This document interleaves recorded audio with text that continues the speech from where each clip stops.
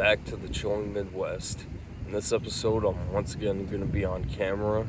And this time, we'll be talking about the case of the Ripper Crew, also known as the Chicago Rippers. The Ripper Crew was an organized crime group of serial killers, cannibals, necrophiles, and rapists who were operating in various locations around the Chicagoland area. The group consisted of Robin Gecht, Edward Spritzer, Andrew Kokoralis, and his brother Thomas. Their first crime took place on May 23, 1981, when they kidnapped Linda Sutton. Her body was found in Villa Park with her corpse mutilated and her left breast amputated. Over a year later, on May 15, 1982, they kidnapped Lorraine Borowski, and her body was found in a cemetery in Clarendon Hills several months later. Later that month, on May 29th, they kidnapped Sue Monk from Hanover Park, and her body was not discovered or found for another 4 months. After that, they kidnapped Angel York, but she was luckily found alive, handcuffed, and her breast slashed. 2 months later, on August 28th, 1982, the body of Sandra Delaware was discovered on the Chicago River bank, and her corpse was stabbed, strangled, mutilated, and her left breast had been amputated. Additionally, on September 8th, 31-year-old Rose Davis was discovered in an alley, having suffered almost the same exact injuries as Delaware. Then on October 6th, they shot 28-year-old drug dealer Rafael Tirado and his friend 18-year-old Alberto Rosario at a phone booth in a random drive-by shooting.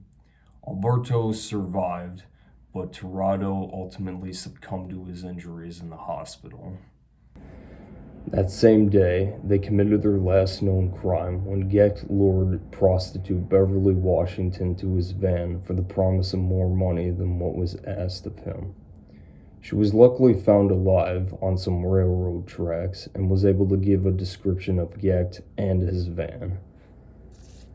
On top of all these crimes, the gang was also suspected of being responsible for the disappearance of then Chicago Cubs pitcher Milt Pappas' wife, Carol.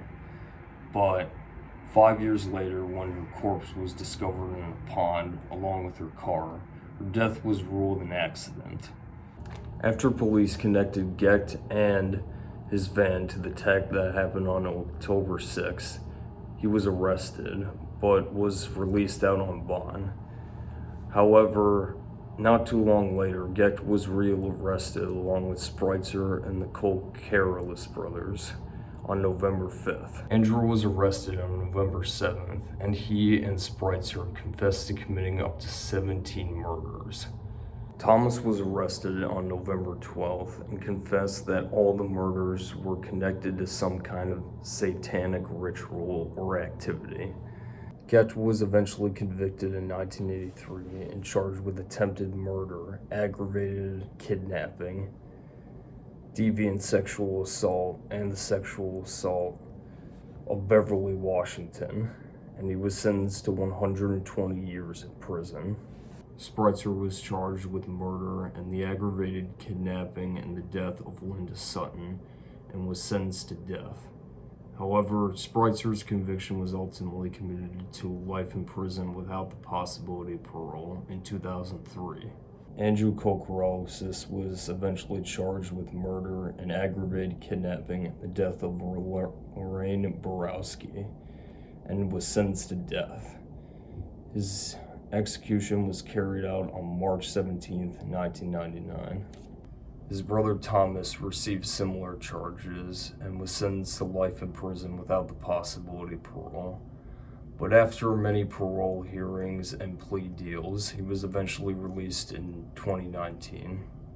One detective working the case said that Robin Gecht, quote, made Manson look like a Boy Scout. And there you have it. I hope you enjoyed this final episode of the Chilling Midwest, especially with me being on camera. I definitely did enjoy working on all these cases. And yeah, With that being said, I'm Emmett O'Brien, and this has been the Chilling Midwest.